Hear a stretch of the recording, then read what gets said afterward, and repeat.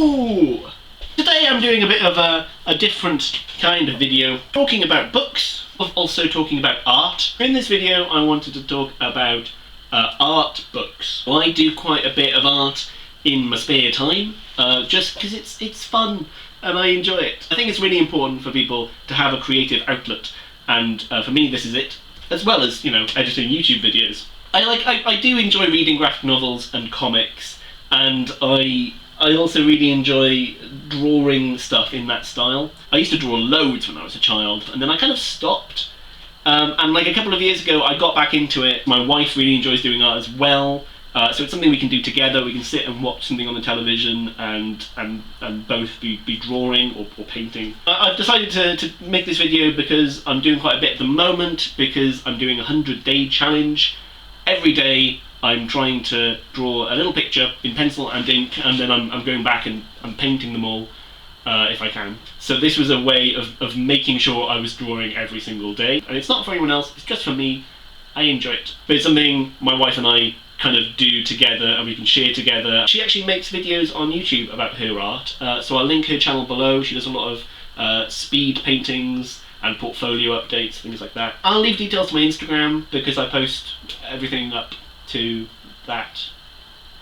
Well, not everything. Anyway, that was a sidebar of great renown. What I wanted to do in this video was show you some of my art books, not my own stuff, but what I like to look at and study and copy to improve. But I just wanted to show you what I've got on my shelf. I separated it into two piles: Arty art pile and the comic book art pile. So, the first one I want to show you is Myth and Magic, the Art of John Howe. So John Howe, along with Alan Lee, were the two main concept artists for the Lord of the Rings and the Hobbit movies, which anyone can tell I love. Kind of more like landscapey. He uses colour really well, and he's like that's awesome. Like, that's a really, really nice piece of art. It's not my style. I don't do anything like this. I don't really paint much. I'm terrible with colours. Really bad with colouring. I'm more of black and white. I really like looking at this because it's interesting to see how would I adapt something which is all colour, like no bold lines. How would I turn that into something which was pretty much just line art? I never can, but it's interesting to look at and think about. And again, like the use of colour, like that's really good. It's sort of muted, and if you can sort of see any of the concept art he's done for the Lord of the Rings and then how they've translated that into the movies, it's really impressive. I've got an adult colouring book. I know, they're kind of ridiculous, but I've got eczema, and I found this really good recently when I just couldn't stop scratching, and just colouring in was actually really good. I like this one. This is by Mr. Murau. I find it really good because it's cityscapes and buildings, and that's something I struggle with drawing. And even though these are like highly stylized and there's lots of different things in there so you can make them really colourful, but like things like that I really like. That's a that's like a cityscape. Instead of colouring it in, just studying it in terms of perspective. A book we got recently, which I've been using more to look at colour and how to use colour, is The Art of Pixar. This is an incredible book. It's so heavy though. Oh my god. It's the complete colour scripts for some of the films from Pixar. So it's sort of concept art. It's a bit like storyboarding. You can follow the story of the film, the plot, with all these small pictures, as it were, that they put out. But what I really like about it is it's stylised, and it's more to get a feel of, for this I felt, the colour scheme for each scene. Things like Monsters Inc., it's a very different art style, and that's what I really like about it. You get to see a lot of different artists, a lot of different styles, and then at the back of the book there's just a bunch of, again, like concept art one-shots. That's Ratatouille, which is an underrated Pixar movie. That is lovely. And then the last one I've got, which is again a concept art sort of book, is Harry Potter, The Creature Vault. Harry Potter, it's a recurring theme for me. Guess what my 100-day art challenge is all about. This book runs through all the creatures and monsters and animals in Harry Potter, and it tells you a bit about how they sort of adapted this for the films, like sort of the different concepts they went for. These are like all the centaurs, and then how they sort of then translated that into the movies. Like the stuff with the giant spiders, they've got their concept art, they've got how they actually made the models. We've really been enjoying this book just because you get to see a lot of different artists. There's about 5 or 6 different artists who did the concept art. If you've ever been to the Harry Potter Warner Brothers studio tour, there's a bit at the end where they have loads of concept art, and that's where I spent most of my time. Like, we went around looking at all the props, the broomsticks, the butterbeer. Oh my god, it's awful. I spent all day, going through that, and then it got to the concept art bit, which I didn't know about, and I spent ages just studying all these paintings. Oh look, that's a painting of a hippogriff, and I was there just for hours. Pages on dragons and all the different sort of concepts. The guy who did this is Paul Carling, who keeps popping up in this book. He did loads of the concept art for the dragons, for the different kinds of dragons. Again, like concept art, model, and even ones that aren't really shown in the films, they did art for how they'd make them all different, and that's something really cool. I used to love drawing dragons when I was young. I'm Welsh. Dragons are a really big part of our heritage. From my point of view, because I'm really ink heavy and black and white, Dementors are really cool. I'm actually working on a picture of Dementors at the moment, just because because it's all black, and it's just a hood, and how do you show that, and the light plays off it is just really awesome. This is a great book. If you're a fan of Harry Potter, it's a really nice one just to flip through, just to see the work that went on behind the scenes for the movies. So now I'm moving on to the other pile, which is comic book stuff. What I like to do and how I learn to do better line art and to ink better.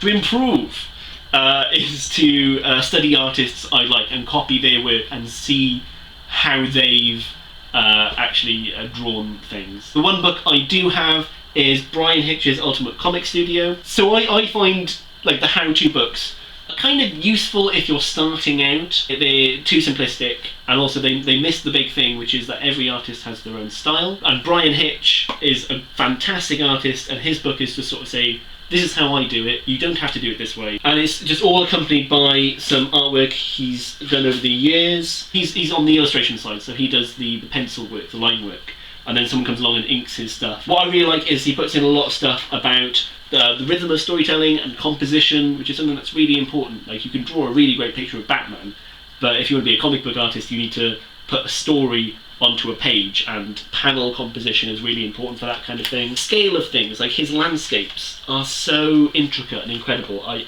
absolutely love Brian Hitch. And then going through the inking, again, the different things, feathering, and general rendering, which is something that I struggle with, and I've gone too far one way where I render loads, and now I've gone back to where I render very little. This is just a really geeky book for me. These are all really geeky books. To be honest with you, these are all really geeky, but it's a really good one, and if you want to find a book that tells you about how to draw comics and gives you an introduction, this is a great one. I think this is actually better than the Stan Lee How to Draw Comics the Marvel Way. So now I just want to take you through a few of my favourite artists, what I like about their work.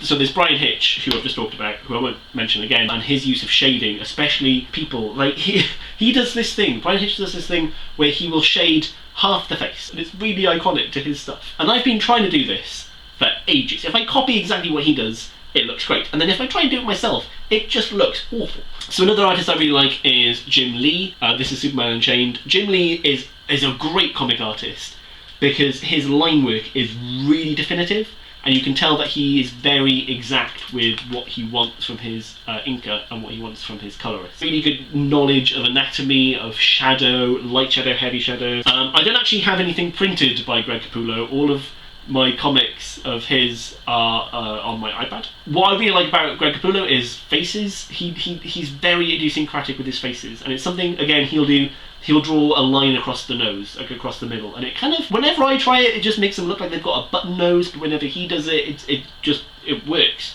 And that's, again, something about comic book artists, everyone has their own style. Some more artists I want to talk about are Manapul and Buccellati, and what they're really good at is composition, storytelling composition. That's all one scene, and your eye goes panel, panel, panel, panel, but it's all together, and it's kind of like, this is happening, now this is happening, now this is happening, and it's the same place, but because of the panelling, your eye is drawn to different things, and they're really good. So a graphic novel I really like to look at is Y the Last Man. I am terrible at drawing women. are really bad. They always come out really masculine. I'm really afraid of going the other way because I'm very much against the sexualization of women in comics.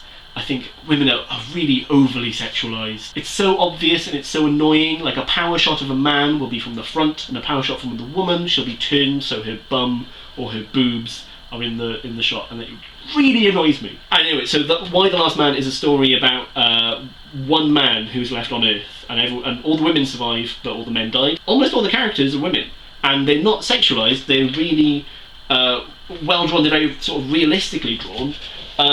So I like to copy pages from this. There's a couple of different artists working on this. This one in particular has Pierre Guerra, Gordon Parlov, and Paul Chadwick. So I've talked about The Boys before, which is a comic series which I really like.